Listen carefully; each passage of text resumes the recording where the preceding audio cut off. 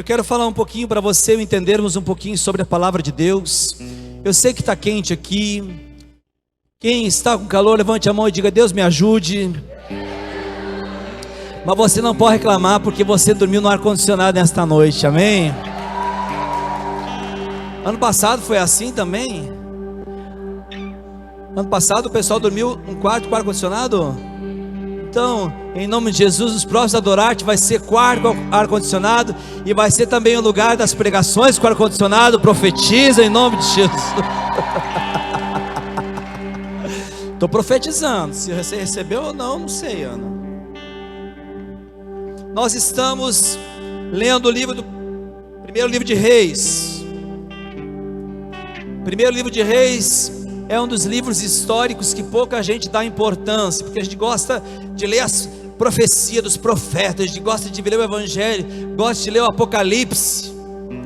Mas os livros históricos, Reis, ou alguns outros livros até que são dos profetas, mas são dos profetas menores, algumas cartas, a gente não gosta muito. Mas toda a escritura é inspirada por Deus para edificar o seu povo.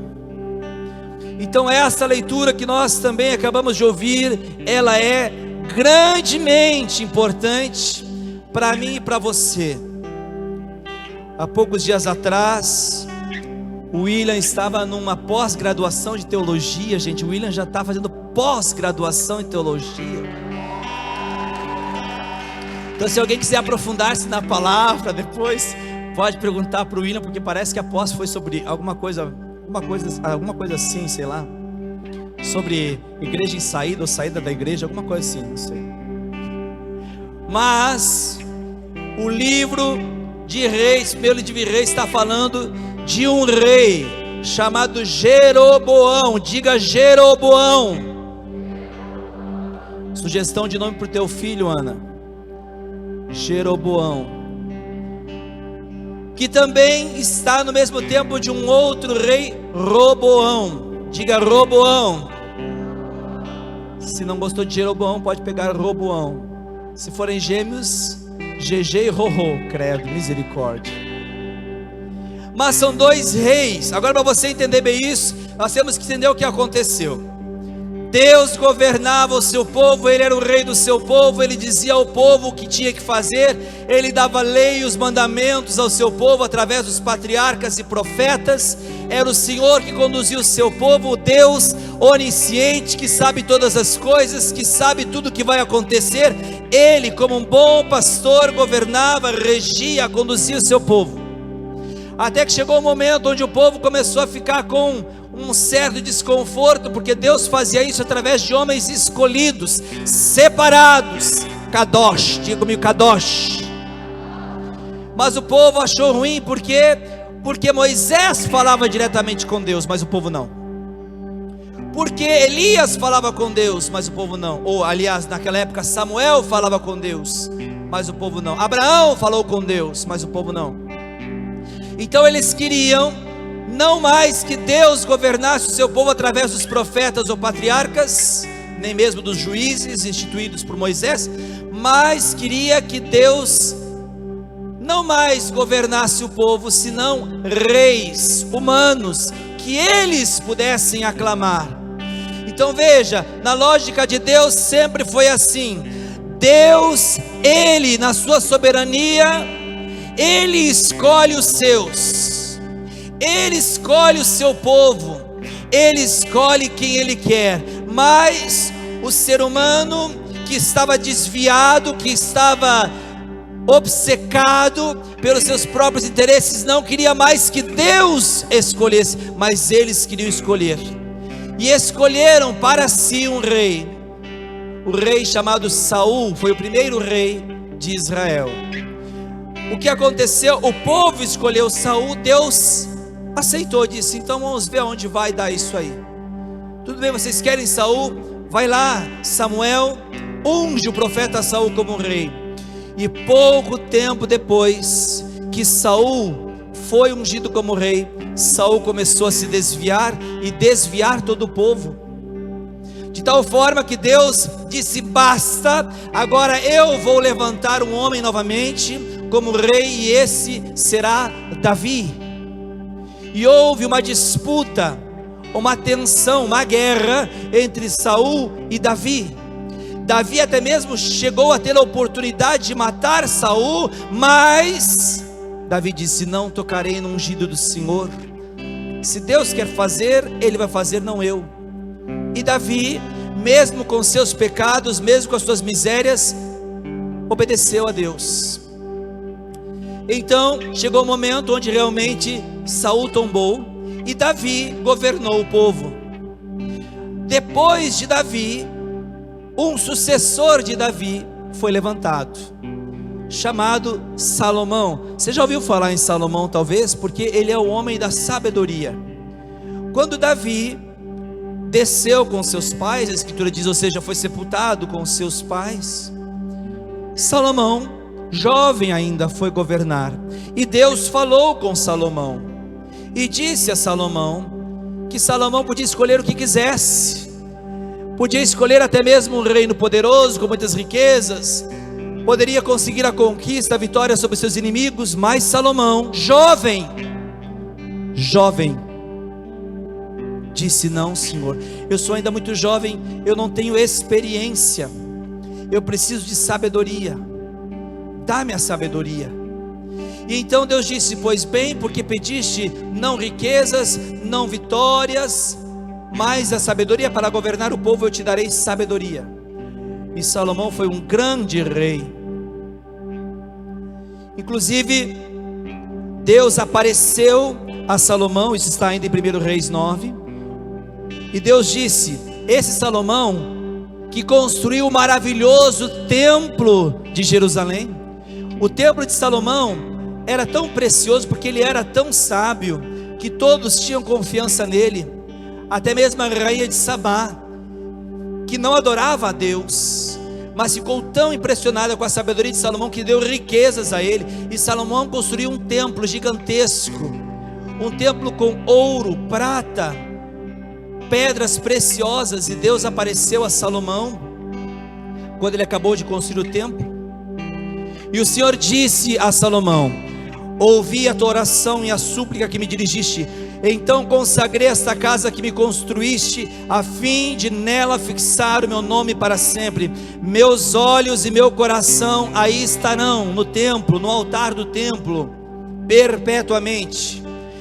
E tu, agora vem, e tu, se andares diante de mim como fez Davi, na sinceridade e retidão de teu coração, pondo em prática tudo que te ordenei, observando os meus preceitos e minhas leis, se tu fizeres isso, eu firmarei para sempre o trono de teu reino sobre Israel, como declarei a Davi, teu pai. Então Deus, vendo o jovem Salomão, que pediu sabedoria, conseguiu sabedoria, e pela sabedoria e graça de Deus, construiu um grande templo e um grande império. O que aconteceu? Deus abençoou aquele templo, o altar do templo, o lugar da presença de Deus, o chamado Santo dos Santos. Meus queridos, tinha tudo para dar certo, tinha tudo para dar certo na juventude de Salomão. Mas Salomão, com o passar do tempo, depois da sua juventude, começou a ficar tão impressionado com a vida que ele estava construindo, com a vida que ele havia recebido de Deus, que ele começou a se desviar. E se você olhar um pouquinho o texto que nós estamos falando ali em 1 Reis, no capítulo 9, 10, você vai chegar no capítulo 11, onde aparece a idolatria de Salomão. Ouça o que diz a Bíblia, diz assim: o rei Salomão, além da filha de Faraó, amou muitas mulheres estrangeiras, moabitas, amonitas, edomitas, sidônias e iteias, pertencentes às nações das quais o Senhor dissera aos israelitas: não tereis relações com elas, nem elas tampouco convosco, porque certamente vos seduziriam os corações, arrastando-os para os seus deuses. O que aconteceu com Salomão? Ele pediu a sabedoria de Deus,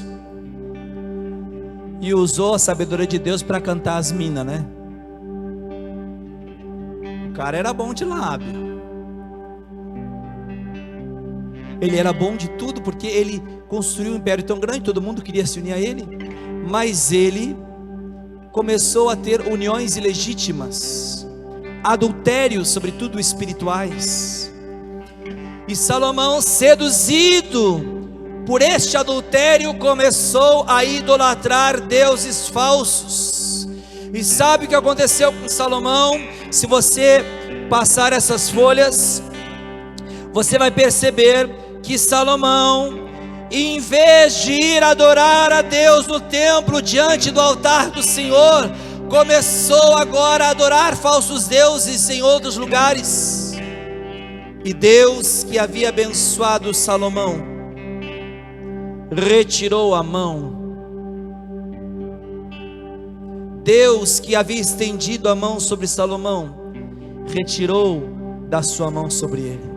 Porque Deus não queria compactuar com o pecado de Salomão. Ele amava Salomão, assim como amava Davi. Mas se Deus continuasse abençoando Salomão no seu pecado, Salomão ia ter a impressão de que ele estava fazendo tudo certo. Olha, eu estou fazendo tudo certo, Deus está me abençoando.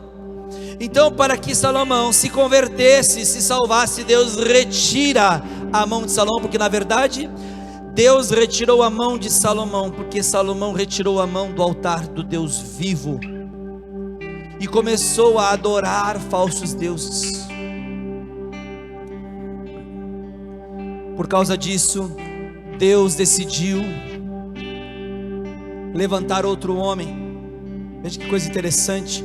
O profeta Aías apareceu, o profeta Aías, a um dos melhores ajudantes de Salomão, Jeroboão, e disse a Aías que o Senhor, é muito interessante, você pode pegar um pouco antes desse texto que nós lemos.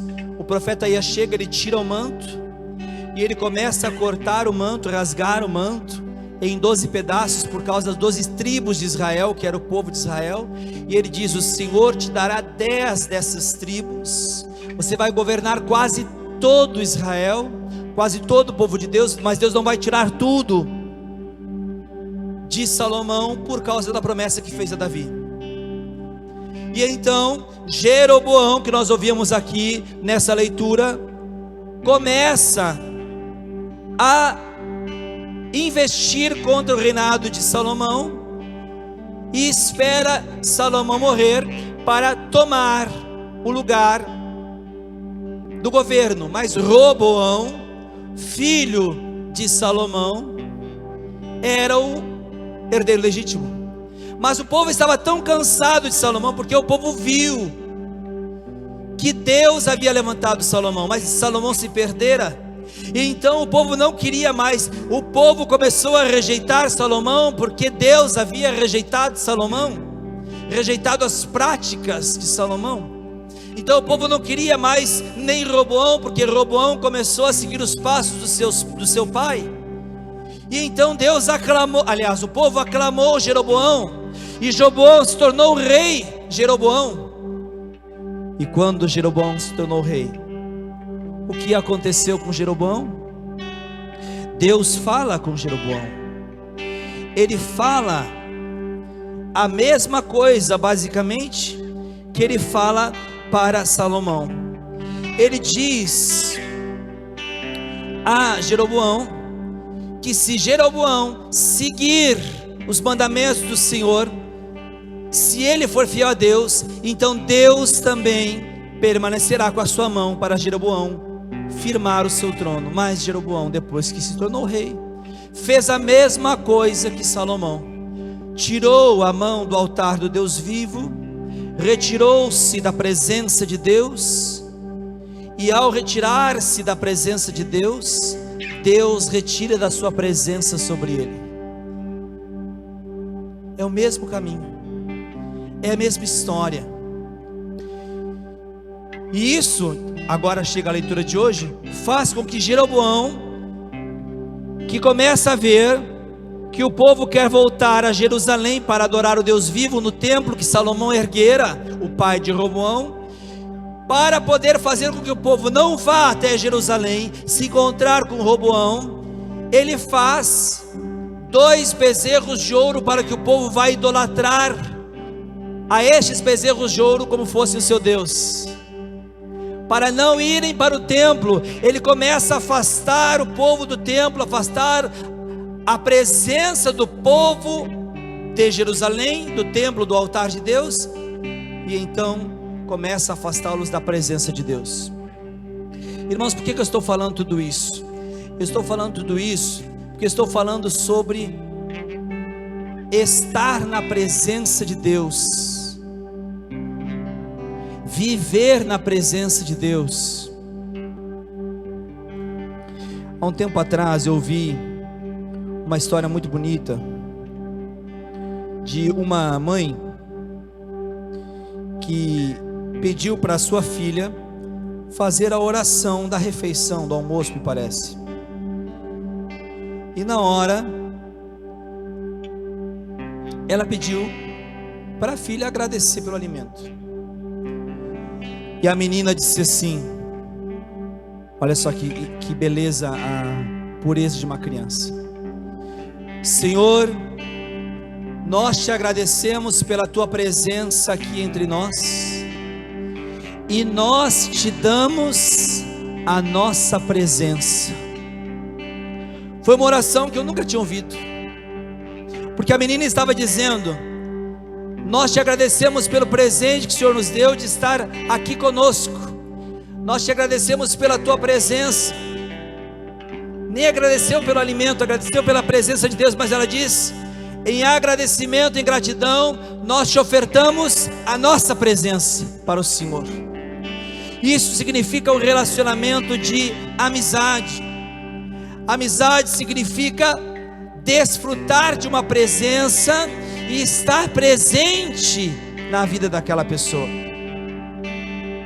O que aconteceu com Salomão, o que aconteceu com Jeroboão, o que aconteceu com tantos homens que foram chamados por Deus, que receberam da presença de Deus, é que eles não ofertaram a presença deles. Eles queriam a presença de Deus, mas não queriam ofertar a sua presença para Deus, mas eles queriam a sabedoria de Deus. E Salomão tinha a sabedoria de Deus, ele tinha o poder de Deus. Salomão tinha a força da liderança dada por Deus. Salomão tinha riquezas, sabedoria de Deus, repito, mas não tinha mais amizade com Deus. E quando Salomão perde a amizade com Deus, ele perde tudo. E quando Jeroboão perde a amizade com Deus, ele perde tudo, porque ele perde a aliança com Deus. O que há de mais importante é a amizade com Deus. Você está aqui nesse final de semana separado, kadosh, diferenciado dos outros, para que você se torne amigo de Deus, amiga de Jesus. Se você não construir essa amizade com Deus, pode acontecer como Salomão. No primeiro momento da juventude, você está todo entregue, você está no altar da adoração, você está dizendo palavras de amor, você está construindo uma vida, mas se com o passar do tempo, você não permanecer no altar de Deus, você perde a presença dele, porque você já retirou da sua presença diante dele. Você se afasta da presença dele e perde a presença da amizade dele. Quando nós falamos de altar, em geral, nós lembramos de quê? Sacrifício. Mas altar não é só sacrifício. Altar é comunhão. No Antigo Testamento, quando se sacrificavam as vítimas, não era apenas para pegar fogo. Parte daquelas vítimas eram dadas em comunhão. Inclusive, a parte da gordura era retirada para dar, como que oferecer, para ser queimado em Deus. É como se dissesse assim: Senhor, você já teve essa experiência? Espero que você não seja vegetariano e nem vegano. Meu Deus, que vida sofrida. Você já foi numa churrascaria e aí tem aquela parte daquela picanha com aquela, hein, José, com aquela gordurinha assim, ó. E aí chega o churrasqueiro e oferece para você, você olha e você vê que o outro, sei lá, sua esposa, seu amigo está assim, ó. Aí você diz, não, pode servir para ele primeiro, para ela primeiro. Separa aquela parte. Ou quando você tem um bolo de aniversário, você canta parabéns, e aí você separa. Primeiro pedaço, primeira fatia do meu bolo, eu dou para alguém importante. Então também no sacrifício se separava uma parte para Deus, para dizer, eu estou fazendo refeição, estou fazendo comunhão com Deus. Isto é, eu estou tendo um trato de amigo, eu estou tendo amizade. É como amigos que estão fazendo refeição juntos, e eu não vou usufruir de tudo sozinho, e não vou dar tudo para ele também não, porque eu estou fazendo uma refeição de comunhão com ele. A amizade, ela é o que vai definir se algo vai ser duradouro, se algo vai perdurar ou não. O que vai fazer com que você perdure na sua vida em Deus não é o sacerdócio, não é o ministério de música, de pregação. O que vai fazer com que você perdure em Deus é se você é amigo dele. Todo relacionamento só permanece porque há uma amizade. Por isso Jesus na ceia disse, não vos chamo servos, não quero vocês como servos, não quero vocês apenas como meus serventes, eu os chamei amigos. Se você olhar para o evangelho de hoje, William, tem um detalhe muito interessante desse evangelho. O evangelho de Mateus e o evangelho de Marcos, diferente de Lucas e João, narram duas multiplicações dos pães, não só uma. Nós acabamos de ouvir Marcos capítulo 8, que narra a segunda multiplicação dos pães. Marcos capítulo 6 teve a primeira. O que aconteceu? Jesus estava diante de 5.000, e chegaram e Jesus disseram, não tem nada para comer. Jesus disse, vocês têm alguns pães? O que vocês têm? Aqui está um menino com 5 pães, 2 peixinhos. Jesus abençoou, começou a distribuir, e sobraram 12 cestos cheios. 2 capítulos depois, estão 4.000 pessoas, são menos pessoas, e Jesus, diferente do outro evangelho, onde eles chegam e dizem para Jesus, despede a multidão. Na primeira multiplicação eles dizem, Jesus manda embora, o povo está com fome. Agora Jesus não espera eles falarem, ele fala, olha, eu estou assim com compaixão desse povo, porque estão 3 dias sem comer. E aí qual é a resposta dos apóstolos? Mas o Senhor multiplicou há poucos dias atrás, para muito mais gente, Jesus, nós te conhecemos. Não, a resposta dos apóstolos qual é? Chegam para Jesus e dizem assim, mas como poderia alguém, olha que pergunta idiota, como poderia alguém saciá-los de pão aqui no deserto? Parece que não conhecem Jesus. Como alguém poderia? Mas Jesus não só poderia, como ele já pôde, ele já fez. O que está acontecendo? Por que Jesus multiplicou uma segunda vez os pães? Por que Jesus está fazendo o mesmo rito? Por que Jesus está repetindo o milagre? Memórias. Repita comigo, memórias. Força, meus lindos, diga memórias. Sabe quem é que constrói memórias? Quem constrói amizades. Eu gosto muito disso. Você quer saber se você tem um bom amigo? Veja se você tem memórias. Ah, você lembra no Adorarte passado? Quem é que estava no Adorarte passado aqui? Levanta a mão. Alguns já têm memórias de amizade com Deus e com alguns irmãos que dizem, ah, no Adorarte passado foi isso que aconteceu. Amizade, você constrói memórias quando você diz, você lembra quando aconteceu aquilo, naquele ano, aí você ri junto, você chora junto, você tem memórias, porque você tem amizade construída. E quando você começa uma amizade construída, você começa a fazer aliança. O que vai fazer perdurar essa amizade é a amizade, aliás, o que vai fazer você perdurar essa aliança, perpetuar essa aliança é a amizade. Deixa eu fazer aqui um exemplo para você. José e a Mara estão aí? Vem cá, meus lindos. Cadê o José? Ah, tá de ministro, José. Fica aqui. Quantos anos de casado vocês têm, meu lindo? 36. Eita, glória a Deus. Vem cá, Mara.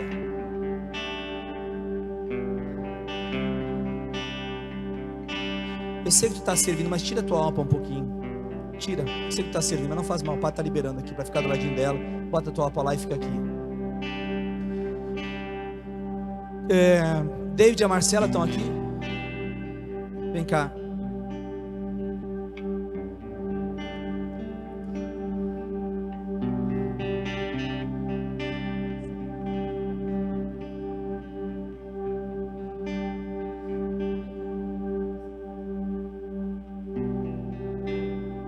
E o David e a Marcela estão junto com o Mateu aqui, que já está aqui dentro, ó.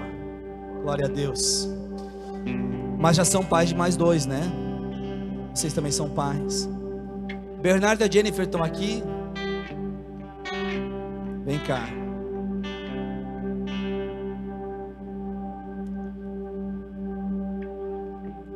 Tá aí a Jennifer, não? Ah, ela tá lá com o menino. Vai lá chamar. Então nós temos aqui alguns casais. 36 anos. Vocês têm quantos? 10 agora, dia 15. Fechar 10 agora, dia 15. Vou esperar aqui a varoa. Vocês já perceberam, né? Que todo mundo tem que estar por aí. Porque, né, Ana? O pai tá chamando a cada pouco uma galerinha, né? Quantos anos de casado vocês têm, Bernardo? 1 ano. 1 aninho, fica aqui. Desenchavido, sozinho. Tá chegando. O Bernardo e a Jennifer tá chegando. Eles têm 1 ano de casados. Te tirei, né, da naninha do nenê. 1 ano de casados. Qual é o segredo para o Bernardo e para a Jennifer terem 10 anos de aliança? Qual é o segredo do Bernardo e da Jennifer, do David e da Marcela, terem 36 anos de casados? Perpetuar a aliança, amizade. Acabou a amizade aqui, ó, acabou o casamento. É assim, José? Se você não é amigo, a aliança quebra. O Yuri e a Luana estão aí? Então vai ser a Ana e o Josian, vem pra cá.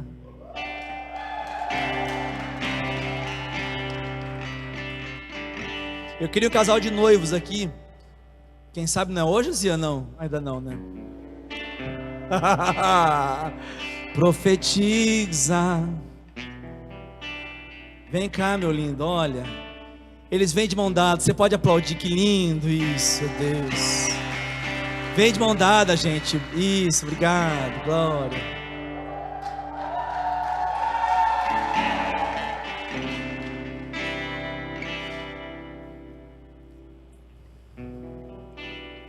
Eu perguntei antes, fica aqui.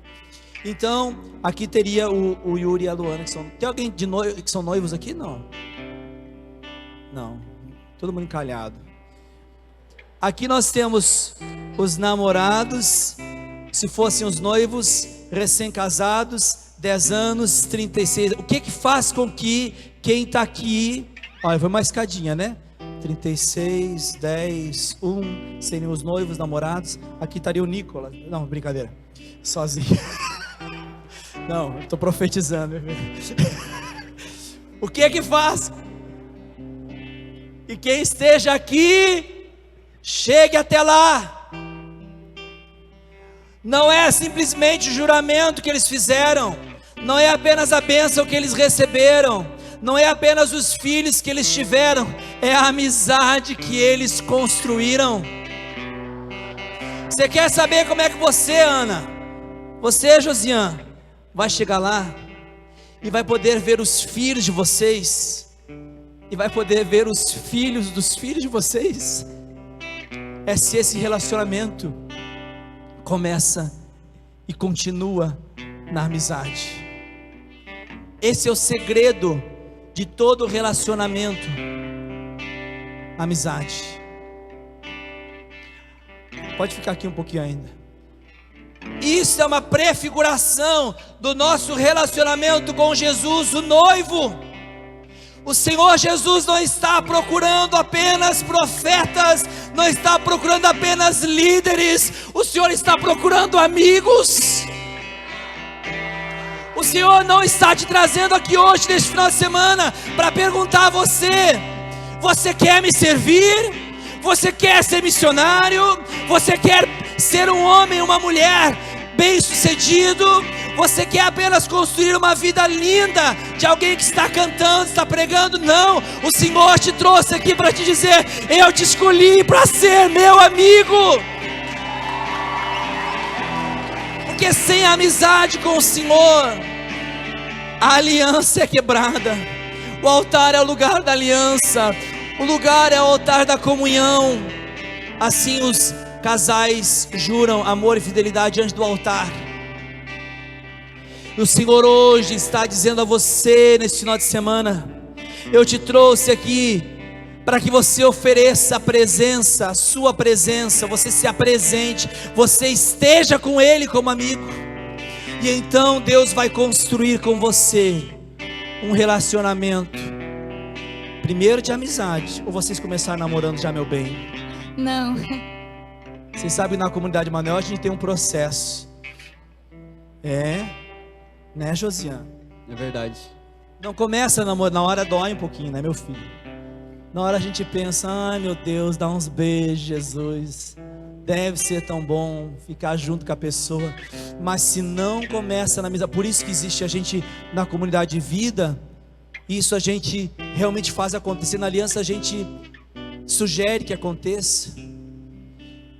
Antes de namorar, seja bom amigo. Porque se você não for bom amigo, você não vai ser bom namorado, não vai dar bom um início de casamento, nem um casamento mais de longa data, porque acabou a amizade, rompeu a amizade, acabou o relacionamento.